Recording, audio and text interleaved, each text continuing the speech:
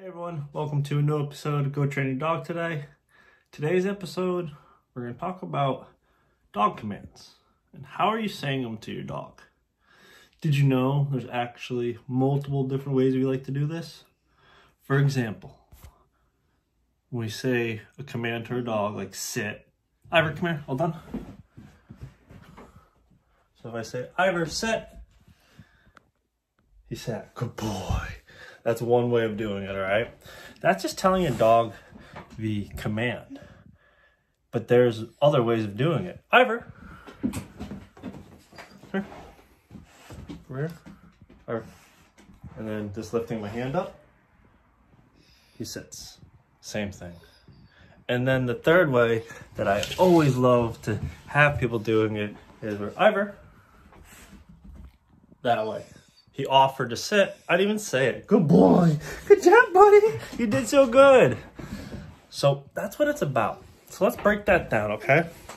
We have the sit command with the word, and you're saying it to your dog, and you're telling them to sit. They're doing a behavior, all right? A behavior's first. What happens is you put a command to it. So you say sit, your dog does a sit command. But then you should also teach it a different way, where you just lift your hand up and your dog sits. That's the second way you want your dog to sit, okay? The third way is letting them offer the behavior. When your dog literally sits in front of you, lays down, does anything that you like, that's offering a behavior. That's the whole point of this, all right? That's the secret sauce right there. That's how I train 99% of my behaviors. I get the dog to think. Why would I do that? Because they understand it better by having them, the dog, figure it out themselves. So when I say sit, my dog is listening to me, has to process that word, and it has to remember what behavior that was. But when they just reinforce a behavior that they're doing by us rewarding them, the dog understands it. Okay, I sat for you. You gave me a reward. Cool. Can I do that again? Sure. And they start doing that more and more. So that's what it is. I like to get dogs to think and offer behaviors. But like I said, we have 3 different ways of doing this. You say your command, that's one way. You have your hand signal or hand gesture, that's another way.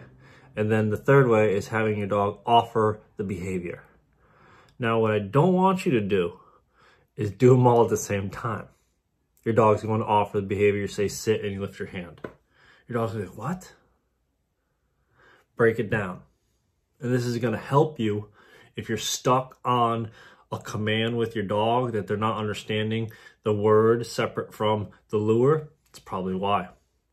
So you got to say the word. For example, you say sit.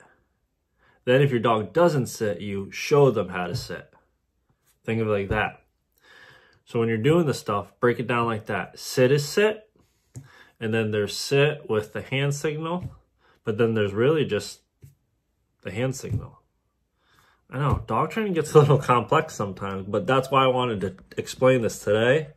Just get on for a few minutes and talk to you with a new episode for you today about the different types of ways you can train a command. Whatever word you want to put to it, that's fine. But the dog understands it multiple different ways. We say the word because we want them to hear us. We teach them to follow our hands because they're very good at reading our body language. And then the third way is the one that not many people reward a lot of. And that's what I'm telling you. Reward that one a lot because that's your dog doing it for you. Thanks for watching, everyone. Hope you have a good day and take care.